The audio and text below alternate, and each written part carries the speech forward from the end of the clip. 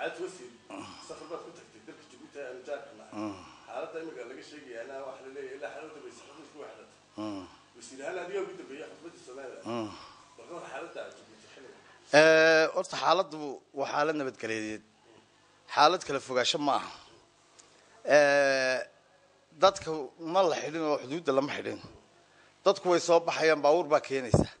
sidii waagii hore unbay baabuurtii kalena halka ka qaadaysaa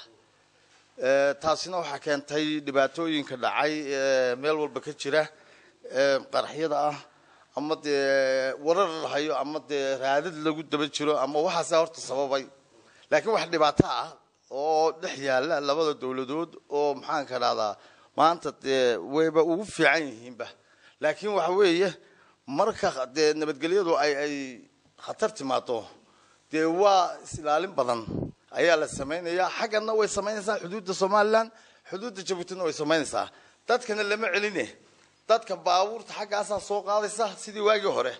dabeetana baabuurta kulan xaqana ka qaadaysa ilaa inta wax isbedelayaan ama dee wixii la raadka lagu daba jiro la soo koobayo wax dhibaato ma jiraan xaaladda nabadgelyada dalka Soomaaliland qaybtii dhinaciidna wax ma ku kordhisano dadaal ma sameeyaan aad iyo aad dadaal badan baa lagu imika la sameeyaa oo aad baa dadka loo hubsadaa waxna waa ku sii kordhinay talooyin badanna waa siinay aniga wasiirka madaxtooyada waan u tagnay tukrigii awgeed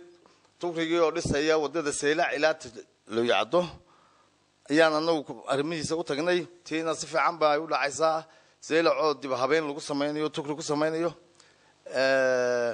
wadada ashcado wixii xagan ka soo marka Seylac laga soo bilaabana xagana dawladda Soomaaliland iyo shacbiga deegaanada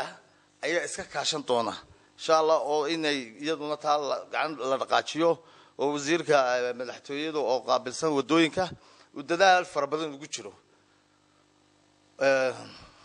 xaaladii qaxootigii dalka Soomaaliland ee Djibouti laga soo celinayay taasi procedure-keedii bay maraysaa wali way socotaa marka insha Allah taasina way dhamaan doontaa mar xaaladda qaxootiga procedure-kii baa socda nidaamkeedii baa socota insha Allah way dhamaan doontaa iyaduna dadkii halkan hargeysay ee waagsan cabashooyin baa ka soo yeedhayo ay ahayd in gudihii dib uga dilaaceen ma ka qabateen dadka waxa weeye qandaraasyada dad baa la siiyey kulli lacag yarna waa lagu siiyey kuwii markaa lagu siiyey markii cabasho ay timid gaaladii waa u yeedhnay jingadihii dhoobadii la saaray waa laga rogay qolo kale la siiyey jingada la saaray hawshu way socotaa waxa weeye taasina talaabo badan baa fara badan baan ka qaadnay imikana way socotaa ismi timi golaha wasiirada wala saabkiisa ilaa alqad waa